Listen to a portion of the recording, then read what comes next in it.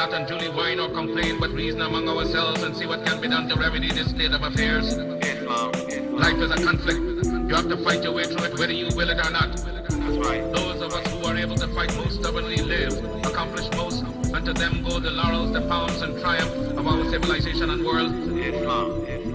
You are now tuned into the cosmos. It will show. It will show. You are now tuned into the cosmos. It will show. It will show. Gratitude for tuning in.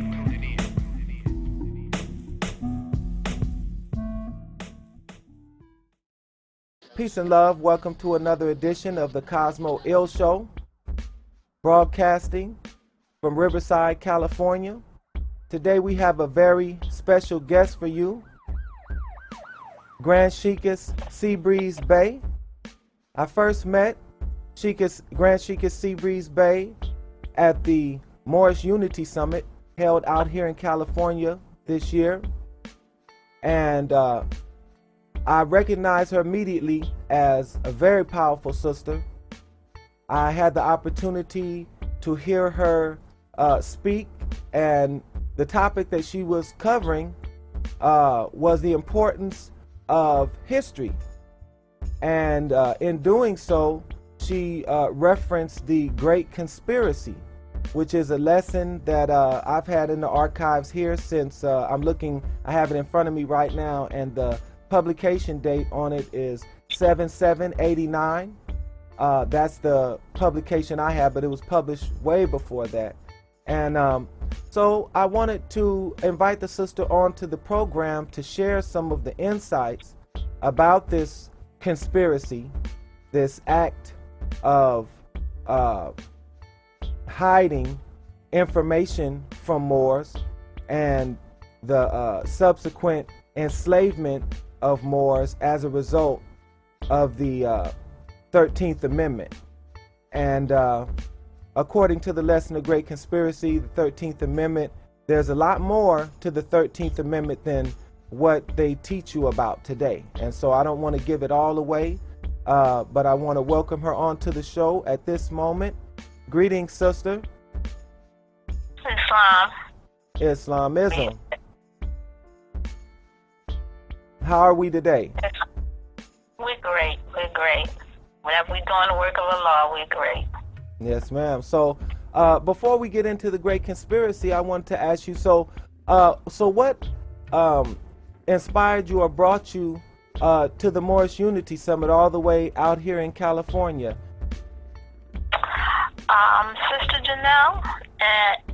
Sister Janelle and Sheikess Jones-Bey. Sister Janelle had a summit here in Baltimore. She's had a number of summits, and I think that I've attended at least 3 of those. And my platform is always history, because that's one of the things we kind of shy away from in the Moorish Science Temple. We all have our Circle 7, and I think we're all pretty much in harmony when it comes to the spiritual side or the divine side of the movement. But I think we're lacking when it comes to the history and the national side. True. I agree. And, I think that has to do partly with our nature. We're an extremely spiritual people. And on the plantation, part of the education, the only education that we were allowed to attain at a certain point when they started allowing us to be educated or indoctrinated, was religion. Exactly. But not necessarily the religion of our forefathers, but we had, as a people, we were always in tune with the Creator. But then they gave us a level of docility using religion that kind of put us out of tune and when you make a man your God, there's a problem. Yes, and indeed. We have made European our God, and so that has created a docility among us as people. Yes, I agree 100%, and that's still playing out today in various forms and fashion. And one of those obviously being the institutionalized racism and the miseducation of so-called black people in regards to their nationality and the civic side of things. You know, it's been said that we're civically dead, and you know, Islam has reached us. Like you said, we have our Circle 7, Prophet Noble Jew Ali. He returned us to our divine birthright, but we still seem to, well, I won't say lagging behind in the civics now, because there is a movement to emphasize the national side of things, and that's what we're going to focus on today. So going into the lesson, go ahead, sister. Okay, go ahead. All right, going into the lesson, I just want to read the first paragraph here, and then maybe we can camel back off of that. It says, The Great Conspiracy, this particular publication I have, like I said, was published 7789 by the Moorish Empire of the West. And it says, act of comprising to conceal 18 of the 22 sections constituting the 13th Amendment. And it says that this 13th Amendment actually called for the emancipation of slaves, number one. Number two, a general registration of the freed people to proclaim their nationality. And number three, as a result of proclaiming this nationality, thereby becoming lawful and national and international citizens, and that it also made provisions for us being compensated with money and land. So can you speak a little bit on what you were speaking on in regards to history and the Great Conspiracy when I saw you at the summit, so that the brothers and sisters can also benefit from that knowledge? Okay. It was the book, The Great Conspiracy itself. It was published the same year that the Prophet was born, in 1886. That's the first thing we need to understand. The second thing we need to understand about the Great Conspiracy, it deals with the conspiracy from the inception of the Union, from when the Union began, and all the different compromises that happened in order to delay the ending of slavery. And that those compromises also ended up balancing out the slave power in the free states, which in turn created what is the Civil War. Now, there were agitators in the background who helped promote this, and these agitators wanted to destroy the Union. That was their sole purpose. So what they did was they put the North and South against each other. Going down south talking about slavery, going up north talking about free trade and freedom this and freedom that. So then you have these agitators who were in the background. Remember that they want to destroy the Union. And the Great Conspiracy just gives you all that kind of background information, but it also gives you the foundation that, and I'm going to move forward and back up. The 14th Amendment, as we see it today, the 14th Amendment, especially Section 4 says, you cannot question monies authorized by law. And those monies are those monies due us and the so-called slaveholder. They're not to be questioned. Now, if it's authorized by law, when did Congress start saying what you can't do that's lawful? So we need to really take a good look at, and that's part of why the Confederate flag flies, because not only did we became the tool to re-enslave ourselves as well as the Southerners during Reconstruction. So as we move back in time, and we need to understand that Lincoln was not president when the 14th Amendment when they made the 14th Amendment. That came after his assassination. And what they did was, when we talk about compensation, colonization, nationalization, then we have to go into those proclamations Lincoln signed into law, beginning on September the 22nd, 1862. Which is the proposal, and from that proposal you get December 1st, 1862 proclamation, which is the process, and then on January 1st, 1863, you get the implementation. Now, the initial proclamation was warranted by the Constitution on December 15th, 1862, by the Congress. So that makes it lawful. It also stipulates that when we make moves for our actual freedom, the government and no one is to stand in our way. Wow. So here we are today, and now we want to talk about, now I'm going to pull in the 1320. Now, if you know that Lincoln's policy was colonize and naturalize, why would he sign into law the 13th Amendment with two sections as we see it today, which is no more than Article 6 of the Northwest Ordinance? And what's let me ask you that, the Northwest Ordinance. Mm-hmm. What's the Northwest Ordinance? The Northwest Ordinance is the compromise. Now, you have to deal with the real ordinance. The real ordinance was the ordinance of 1784. And the 1784 ordinance would have eliminated the growth of slave states. All right. So, in representation, according to history as I understand it, the representation, New Jersey was one of the states, and under the Articles of Confederation, you needed 2 representatives in order to vote. New Jersey, which we kind of represented, only sent one person to vote, one person in, which means that whatever they voted, if they didn't have that extra vote there, it couldn't pass. So then they compromised with the Northwest Ordinance of 1787, saying that slavery could exist south of the 3630, which allowed all the growth of these new slave states, such as Mississippi, Tennessee, and all these others, which means now the slave power is growing. It grew strong enough in order to feel as though they could create their own separate country.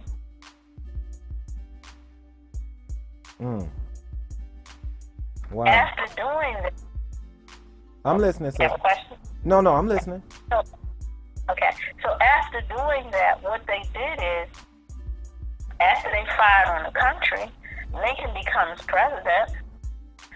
Lincoln, and if anybody knows anything about President Lincoln, they will know he's a historian. He knew the history of this country like the back of his hand.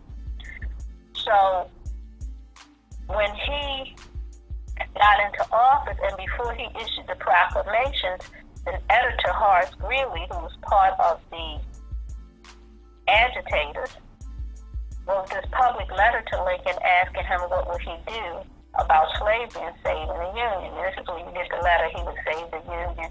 If he could save the Union by freeing some of the slaves, he would. If he could save the Union by doing this or doing that. But all he was saying is, you need to get out of my business. I can't put that kind of information out in the public like that. What president is going to publish his steps in the paper? And Horace Greeley tried to put him on the spot. But if you ever get a chance to read, and all this is in the Great Conspiracy. So when you really go into and read the Great Conspiracy, all this information is there. So what happens is, in September, with a victory of the Union, President Lincoln issued a proclamation. And in his proclamation, it requires colonization, compensation, and naturalization. He signed that, and as I said earlier, that was warranted by the Constitution. Then he is the president that signed the 13th Amendment. Why would he sign the 13th Amendment with 2 sections which implements nothing? And the 13th Amendment with 20 sections is written so that it addresses the fact that Lincoln gave the nation 40 years to abolish slavery. Now let me ask you, where can our listeners find the other 20 sections? Because, you know, for the most part, you don't see those other 18 sections. You see the 2 that you referenced earlier. But what would be a good resource for them? Those 2 aren't even part of the 13th Amendment with 20 sections. They're not even part of the 13th Amendment at all. Not the 13th Amendment with 20 sections. The 13th Amendment with 20 sections is in the Great Conspiracy. You can also find it in the Resurrection book by Grand Chief Timothy Daniel, the Prophet Noah Drew Ali, because what he did, and I guess I'll have to explain that too. In the Resurrection book, what he did was bring all that history under one book. The 1320, the proclamations, the prophets' teachings, because it was so much stuff going on and still going on. So much confusion that he felt that it was necessary in order to help most get a firm grip and understanding. He put all of that into the Resurrection book, which coincides with the Great Conspiracy and reference you back to the Great Conspiracy. Because we had bits and pieces everywhere going this way and that way, and that's part of what the problem is. People are taking parts of these lessons and trying to give them off as whole, because no, the 13th and the 13th Amendment with 20 sections are two different amendments. Now that's good information right there. That's good information, is, you know, especially for those looking for it, because, you know, most people, that's where they would start, with those two sections. And it's like you said, it really doesn't make sense that would be the extent of what would be published from Lincoln. So also in the lesson, I want to bring it to the second paragraph here, where it talks about, it says, in 1774, the Moors of America were stripped of their nationality, and the words Negro, black, colored, Ethiopian were placed upon them instead. On October 14th of the same year, the First Continental Congress met at Independence Hall, 6 and Chestnut Street in Philadelphia, then the nation's capital. As a result of that meeting was the enforcement of the first 7 articles of the present-day Constitution, known then as the Articles of Confederation. And this is the important point that comes after. It says, the enforcement of this law put the Moors who clung to the words Negro, colored, and black outside the constitutional fold, therefore rendering them as undesirables, and thus it made it unable for them to receive their rights and immunities, as well as the protections of regular citizens. Now this is the source of you know, the culmination of what we see going on today, is it not? It is, and we need to really, let's talk about that for a minute. What happens is, remember, during this time, you're also you having a dictionary written by Noah Webster. The first term under which we as a people began to lose sight of our nationality and our birthrights was the term black or Moor. That's right. The definition of black or Moor was a Negro. So when we look at this, we have to also look at what's going on in the nation. Remember, this is a nation. We're helping them to formulate a nation. According to one of Lincoln's responses, I think it's Chief Justice Curtis, he stated, and at that time they used the term Negro, that we represented at least 7 of the states. I hope I'm quoting that correctly, but in essence, we were part of formulating this government. And that Negro slavery was not an invention of the European. That was not his invention. That was our invention. So we need to be very clear about how much damage we have done. Can you elaborate on that a little bit? Elaborate on that, how it was our invention? Yes. It would take you back to the history of 990 and Queen Isabella, I believe it was. I think it's Queen Isabella. I'm trying to pull some of this off the top of my head. But in Queen Isabella, they captured some Moors who were citizens, and they took them, and they captured them because they wanted to enslave them. But when they took them back to Queen Isabella, she told them they had to restore them back to their land and to their country. They couldn't do that. And so in turn, we gave them darker skinned Moors as a trade. Because remember now, when you start talking about different shades of skin, that goes all the way back to India. So remember now, you had the light skin, the dark skin who was at the feet. And you had the light skin who was a little closer, you know, and the lighter you got, the closer you were to the Creator. Yeah, and their caste, and The caste caste, system. there you go. Yeah. And a caste system. So the European did no more than adopt what we had already instituted. Mm-hmm. And claimed it as his own. And now we're giving him credit for that. Whereas if we're going to put things in check, we've got to go back to the source. Now there is one thing he did that we did not do. He classified us as chattel. Exactly, yes. Speak on that. That's inhuman. Okay, when you classify someone as chattel, you give them your name. You claim them as your property. And if you look in your will, you on that will, as just like a chair, a horse, or a dove. Now, in 1900, when this thing still was going on, there's a book called The Negro Beast. Mm-hmm. And in The Negro Beast, it says, I think if I read it, it might even be more beneficial. I'm seeing it off the top of my head, but some things I'm pulling off the top of my head.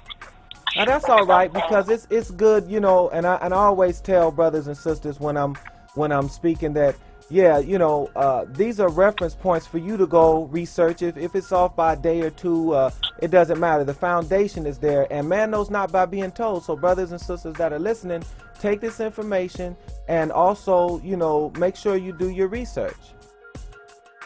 Exactly, because too often, because there's some things we all need to be singing the same song, because you got to have people running around demanding reparations. And you give reparations to a defeated nation. That's right. We weren't held enslaved. And that's a distinct difference. Because when we go through a true emancipation process, they have to restore us our birthright. Just like they gave the prophet our flag, they got all the rest of our information sitting in Washington, D.C. And those are the things we need to be claiming. Now that's an important part, the reparations, and it's my understanding just from primarily this lesson, because like you said, I may only have a piece of it here, but you know, you go, you take what you have and you start researching, and then you realize, though reparations cannot be received by descendants of slaves or ex-slaves, that's what's so important about compensation, because compensation is what we would be entitled to. And Noble Ali in the oral traditions and prophecies speaks about not changing the name, but adding the ill and bay, because we have rights to compensation in these names. Right, and it's also when we master Act 6, because you notice that in Act 6 he says from 1774 to 1865, because within that whole scope of time, that's where all that history is. Because, you know, he didn't put everything out there so everybody can put their hands on it. He taught those people who were key essentials, who like had to go to D.C. Like my teacher was Grand Sheik Richardson Dingley, Prophet Noble Duality Reincarnated III. Him and Brother Timothy Dingley, hyphen Prophet Noble Duality, both went to Washington, D.C. and built on the foundation that the founder laid. But instead of us continuing to build on what they laid, you got a lot of us just out here roaming around, trying to create empires and creating all these different entities, when the real entity is the Moorish sign symbol. That's right. Now, and saying that, since you mentioned 1774 to 1865, there's a part in here where it says, however, in 1774, the country was not legally recognized as having its own independence. Therefore, the words Negro, Black, and Colored were not officially put on the records of the Moors, but used extensively in actual practice. And then it says, in the year 1776, with the signing of the Declaration of Independence, the Moors were divided as a nation, and this is where George Washington comes in, and our flag was taken down by George Washington and put in a safe in Independence Hall. So what does it mean when it says the Moors were divided as a nation? I think you kind of referenced that a little bit earlier, but if you could expound upon it a little bit, because we still kind of, it sounds like we still have that division going on, although it may not be the same root. It seems to me like it does tie in there. What's happening there is that, as I said earlier, remember now the union. We're talking about the union. The union was actually developed from the Articles of Association. Then you had the Articles of Confederation. Then you had the nation to declare its independence. Now, all of those first constitutions, so to speak, did not suffice economically. They were not good as far as bringing the states into one body, which is why they ended up with the newer Constitution, with the Constitution of 1787. And if you listen to that preamble, it tells you they are now one people. But before they could do that, they had to declare their independence, which they did in 1776. First, they formed the association. Then they tried to make it a little better with the confederations. But under the confederations was very weak economically. There were no central forms of government as it is under the Constitution. So under the Constitution, you have central forms of government that makes us function as one as opposed to functioning in pieces. Now, what happens with the Moors is that here's where we need to be very clear about. When people want to enslave you, they don't deal with adults, they deal with children. They start with a generation of young people. And from that generation, they indoctrinate, teach, become their friends. You know how they do? I mean, we can see this today. Yeah. They become their friends. You know, they give them all these little trinkets, like the music they give our children today. Exactly. You think about the things that they give our children today. Those are the same kind of things they did back in the day. It just wasn't rap music. Yeah. And it wasn't TV. But now you have TV, radio, computers. They have education. They have so many different ways of indoctrinating us now and have our young folks so twisted. Even with the last Supreme Court decision, that's going to be detrimental for people who don't have a clue of who they are. Thank you again for tuning in to the Cosmo Ill Show. I'm your host, Minister Cosmo Ill, and we are speaking with Grand Sheikess Seabreeze-Bey of Baltimore regarding Moorish history and nationality as we reflect on the Moorish lesson, The Great Conspiracy. Before we return to Grand Sheikess Seabreeze-Bey, I would like to give the listeners a brief update. Many of you may recall I did a show not too long ago regarding the United Nations review of the U.S. and its human rights violations. This summary or report was to take place May 11th, and the results are in. The executive summary of the United States Stakeholders Report. Submission to the United Nations Universal Periodic Review, UPR, of the United States, second cycle, 22nd session of the UPR Human Rights Council, April-May 2015. And I want to read for you Section B. It's a long document, but we're going to just extract a little bit for you and give you the information where you can go pull the rest up. So Section B, Normative and Institutional Framework of State.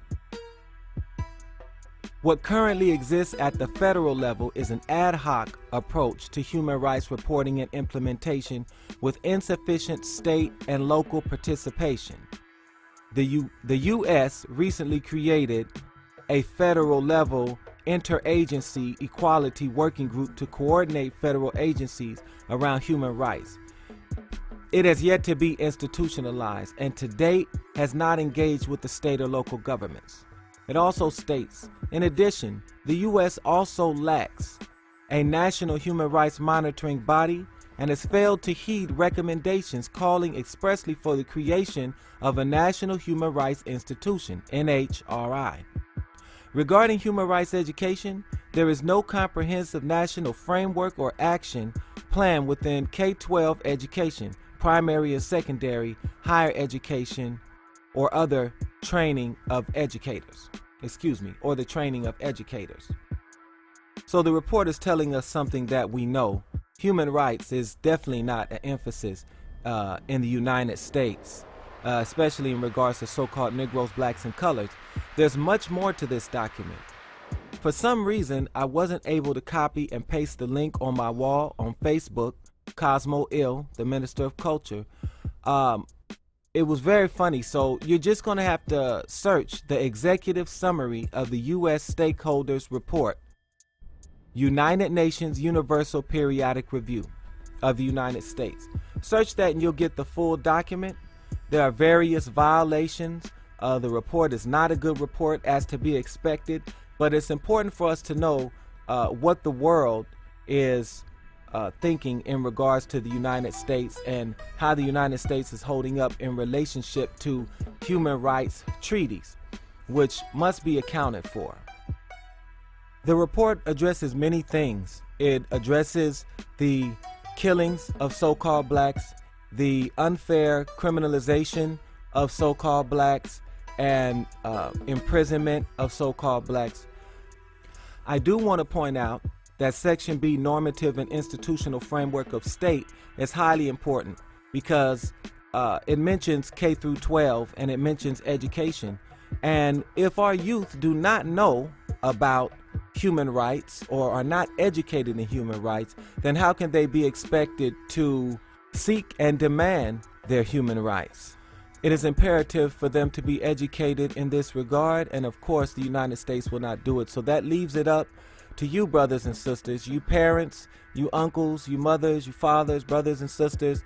Educate your youth in relationship to human rights so that they may link themselves with the families of nations. Peace and love. All right, once again, this is the Cosmo Ill Show. We're back with Grand Sheikess Seabreeze-Bey, and she's giving some commentary on the Great Conspiracy and the condition of so-called black people in this country in general. We've covered a lot of topics, and so we want to pick back up. You were talking about the enslavement of children and how they, and when they want to enslave a people, they deal with the children and the indoctrination. And I tell people all the time, you know, through the media of television and radio and things like that, that they call it programming, and that's exactly what they're doing. You know, they're using it as programming. They're taking this sense gratification music and appealing to the lower self of our children who are not equipped all the way yet. And so what happens is they become tempered and tainted by all this, and when it comes time to really explore the truth about themselves, it makes it all the more difficult for us. So you know, I always want our brothers and sisters to have some news that they can use, something that they can utilize on a very concrete level, even if it's just something that's utilized to open their minds up a little bit more. So I stopped you earlier. I want to allow you the opportunity to pick up from where we left off when we took that brief break. Okay, so I was explaining how they use our children, how they approach the children. When they go into nations, when they conquer nations, they don't have to worry. If they work on the future, the upcoming, they know they got it, and that's what they do. It's a good plan. If I want to get into your house, I'm going to befriend your child. That's and you know, as young folks, we defend anything. We don't particular anything is okay for us. Look at our young folks today. It's scary. It is. It's scary. The things. I mean, having to make a distinction between a male and female is scary to me. I don't know why it is to some people. It is. When I have to struggle to make that distinction, that's frightening to me. I mean, and the technology is getting better and better to the point where it's making it more difficult to make that distinction. And exactly. Yeah. So now I also wanted to point out in relationship to the Great Conspiracy, you know, I kind of want to bring it, you know, tie it to something current. And in here it mentions the compensation, and it talks about the amount of money was not to exceed $100, and the land in question, known as the 3630. Now, that is the 3630. Can you actually talk about that? Because there's some real significant things that have taken place recently in this area. Okay, the 3630, and in actuality, my understanding is that our land is Egypt of the West, and that is between the Rockies and Allegheny Mountains. And that the Liberty Bell is actually our ancient landmark. If you turn it upside down, that crack right there in the middle is the Mississippi River. And on each side are the mountains, the Rockies and the Allegheny Mountains. The Liberty Bell is our ancient landmark, even though they got a story. You know, they got a story for it. Mm-hmm. It's not necessarily a story that applies to us, because inscribed on that Liberty Bell is Leviticus 25:10, that tells you how you are to emancipate a people. And it says in the 50th year, you're supposed to have a jubilee. Well, if the proclamations was implemented in 1863, and you add 50 years to 1863, what do you come up with? 1913, right? Yes, ma'am. Yes, And ma'am. that's the time the prophet comes to the people. Yes, It ma'am. came to us on our first jubilee. And you know, that's And also. we are. Oh, go ahead. Go ahead. No, go ahead. I'm No, good. no, go ahead, sister. That sounded like you had something else you were going to add to that. And now that 1913 is one jubilee. The next jubilee would have been 1963. That's when Kennedy was assassinated, right? That, you know what? That's exactly what I was going to say that I didn't say. And Noble Jew Ali said that it was going to take 50 years for us to really understand what he brought. And that's a significant point to me, because it seems to me, again, it was usurped and sidetracked with the Civil Rights Bill. Exactly. Civil rights now, it seems to me, man, you can correct me if I'm wrong, citizens get civil rights. Note, if you look at any of these court decisions that's being held now, most of these court decisions are coming through the 14th Amendment. And you know, that's important. That's important because, you know, you hear people say, oh, everyone in relationship to the Supreme Court case that just passed, and a lot of other cases, and even this lady, I can't remember her name, but she's all through the news right now, that was masquerading as a Negro, black or colored, and, you know, benefited from, you know, going to, was it Howard or Morehouse, one of those things, benefiting from the, what do they call it, affirmative action and all of these things. And you hear people talk about the hijacking of the civil rights struggle. But the thing about it is, it's the civil rights struggle itself is seems to have brought about this pseudo form of citizenship, which the de facto government is operating under, and so everything is coming under that. But none of this is really legal. It's all under this pseudo privileges instead of rights and things like that. So in the Great Conspiracy, they have a chapter called Turning Back the Hands of Time. Mm-hmm. And in turning back the hands of time, these are the things that happen during Reconstruction. And the 14th Amendment is definitely one of those things that happened during Reconstruction. Matter of fact, the 14th Amendment is a part of, it's like 4 different things that's in there. It wasn't all meant to go together originally, but they got it through. But the thing that you have to understand, we being the tools of that time, Frederick Douglass, us putting us in the seats of Congress down in the South. As a matter of fact, I think the creed is that a Southerner had no rights a Negro was bound to respect. Exactly. Because you had a lot of absentee landlords in the North. You know, they don't talk about that. But we had a lot of absentee landlords in the North. Mm-hmm. And they were so upset and outraged about what they were losing. They wanted to punish the Southerner. So this is why you had the Confederate flag flying. And they keep giving us all these superficial things without giving us the essence of actual freedom. You know, Yes, I think ma'am. just taking down that flag doesn't change anything for us. It applies to our emotions. And what has happened is that the Constitution, as we see it today, is a social tool.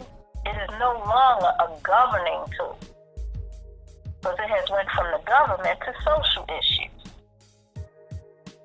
Yes, and now for our listeners, it's a very, when you're talking about the the Reconstruction era, I almost said deconstruction era, the Reconstruction era, you're dealing with the Freedmen's Bureau, and a lot of us don't really know that piece, you know, and that what's playing out today is an extension of what was going on then. Had the Freedmen's Bureau carried out its function, then we would be in a better position today. But it seems like every step along the line, it keeps getting usurped, and they keep using a token more to do it. The Freedmen's Bureau was a tool.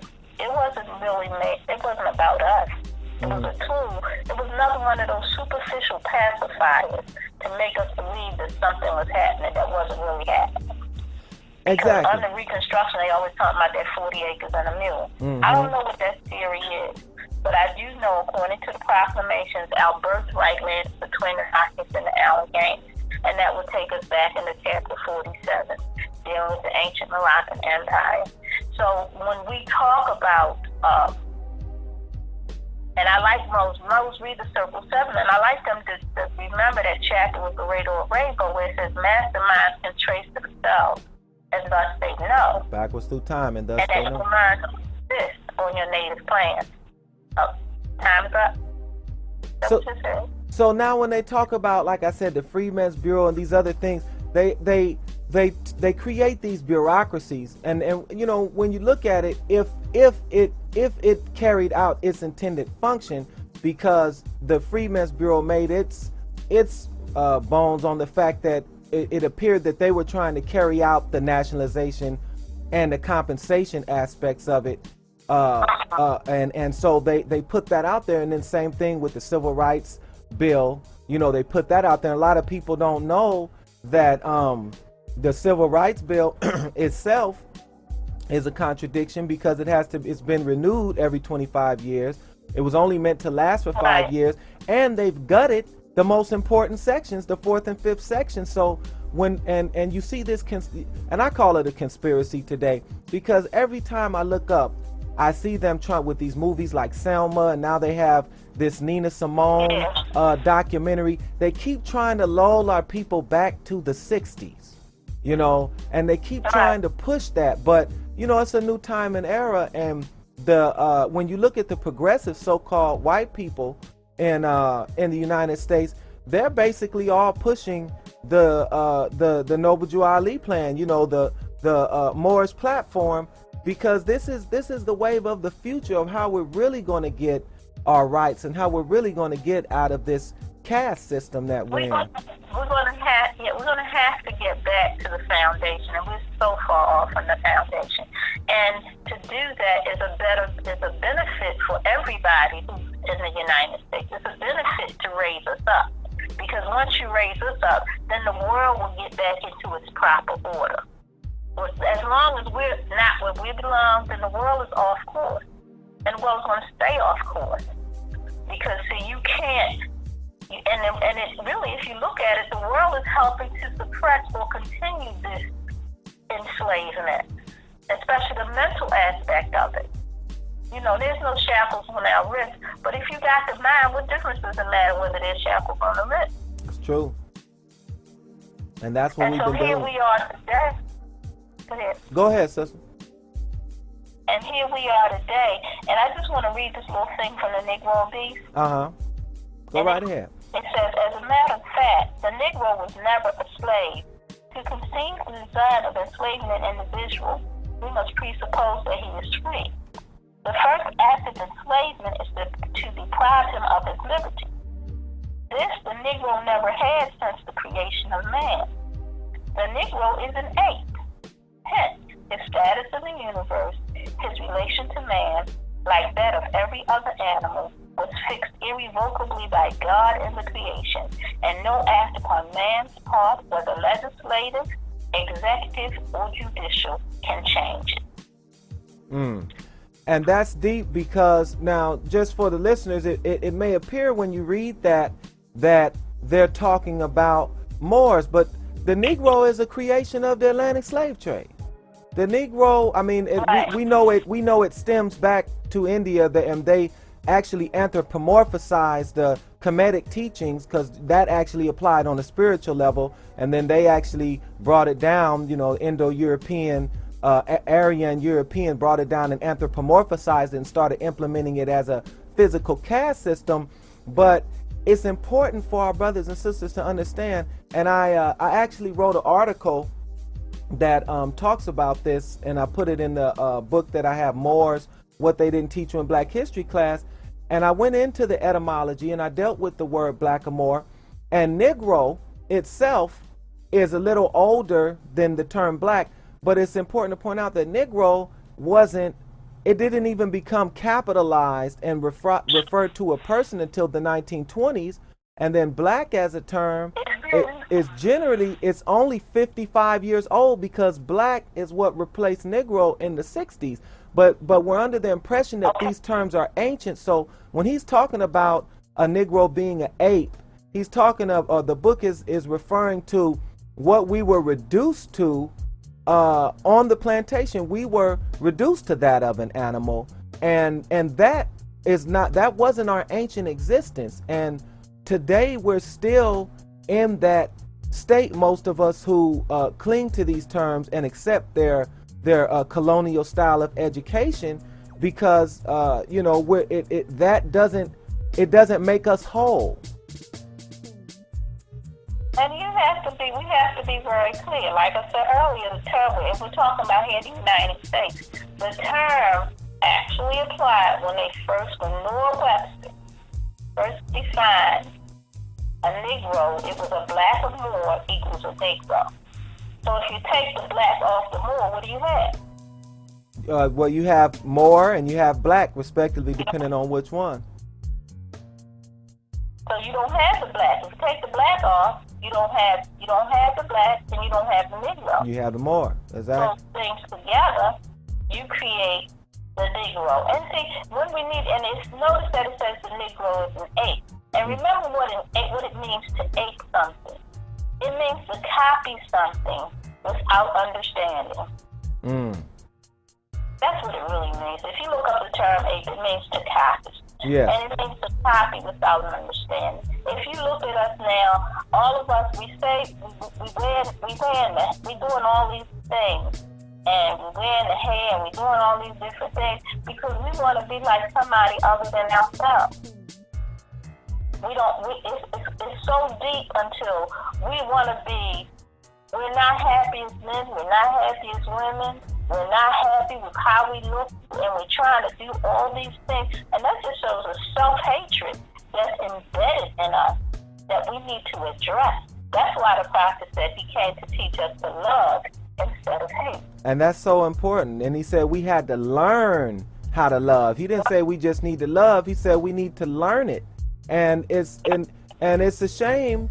And I want to go back to what you said about the program or the platform of the Moors would benefit everybody, and not just the United States and the world, because that particular sickness, and we see it with the young lady that I talked about earlier, and you see it all around the globe, that sickness has creeped into everybody's society to where they feel that they need to approximate themselves to this European image, and as a result, change their features, whether it be height, whether it be hair, whether it be skin color, and things of this nature. That this idea and this attitude really permeates the globe at this point.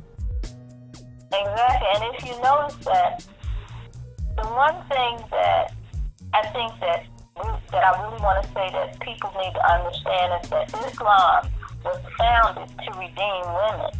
And too many people think Islam is meant to suppress women or to put women under their foot. And that's just a misconcept. And that's when men choose to take it upon themselves to redefine the law. So that was the problem at the beginning, that you weren't respecting the women. So remember now, they were burying baby girls when Prophet Muhammad, may the peace and blessings be upon him, came to restore Islam. Exactly. And when you look on the front of our 101, who does the Prophet have in his arms? He has a woman in his arms. I don't see not one brother in his arms. And on her is written humanity. Exactly. And so here we are again today. This education has to get to the mothers so that the mothers can educate their children. Well, that's important because it's also stated that, you know, the mothers are the first teachers, and that the mothers were, it actually took the women to accept it because they raised the slaves. So it's important. You couldn't have slave if the woman did not feel that whatever need that they felt to protect their child. You know, not all of the sisters. Obviously, we had great warriors and great sisters that did what they can to ensure that our people will grow up with the right frame of mind and free. But for the most part, when you conquer the woman, you conquer the nation. And, you know, that's a key piece to us and our independence and freeing ourselves from the caste slavery that we're in. Right, and then the brothers, and remember, we're not in caste, we're in chattel. Chattel is totally different from caste. All right. It has some of the same things, but remember that we were classed as chattel, less than human. And we need to be very clear about what kind of conditions they put us in as a people. Because if you, and this is why it's so easy for him to say he's Jesus, or he's God, or he's all these things, because of what the conditioning that we went through when we were held as slaves. Because you can't really, you know, and we here we are today. They even taught us to hate Lincoln. You know, we don't like Lincoln. Yeah. You know, they taught us to even hate the emancipator. Yes, I mean, indeed. think about how devious it is. To teach you to hate the man who signed into law the things that guarantee you actual freedom. Yeah. So now we're coming to the close of the show right now. What are some, because like I said, I always want to make sure that there's something useful. How can brothers and sisters who either are just getting introduced to this information or have had access to the information but haven't actually known how to get involved, how can they actually get involved and help benefit the movement and help benefit themselves on a practical level? Well, in Baltimore, we're at 1055 North Milton Avenue, 21205. We have a website, www.novajuali.org. We also have the Moorish Life Blog Talk Radio, where we do all these lessons on our radio show, so that people can, they can follow them. We start from Elan Day, and we've done 55 shows, and we include Bible history. We include a whole gamut of history for people to understand. And you can also write us at moorishlight@gmail.com. And we have a history and law page on Facebook where you can make inquiries. And we're working on developing and putting together a curriculum for this. So we're doing as much as we can. As a matter of fact, we already do a Moorish Mothers March just on the four corners, north, east, south, and west in Baltimore. We're going to do our second one in East Baltimore, just to get the information out there. Because as long as Moorish science has been around, it's sad that nobody really knows about it. And so we're trying to get the information out as much as we can. We are willing to unify and work with anybody who wants to learn these lessons and help us to manifest. One of our aims in our history and law class, which is on Sundays from 10 to 11:30, followed by Sunday school at 12, from 12 to 2, and then we also have Holy Night from 8 to 10 on Fridays. So our history and law class is an interactive class. We write. We try to do things to help get us in the community, out to the people, because I think that's key essential. We've got to educate our people. And we're also going to be working towards going to the government. So what we need to do, we need to start having 10,000 more write the government, 10,000 more do this, and that we need to centralize this information and let one person write, let us back it up. That's our unity. That's how we can get this job done. You can't have all these different ideologies and try to get the job done, because then we present a divided front, and then we end up with out a lot of misinformation. Yes, indeed. Well, I tell you what, sister, it's been an honor and a pleasure to have you on the show. We're definitely going to have to stay linked and do more things together.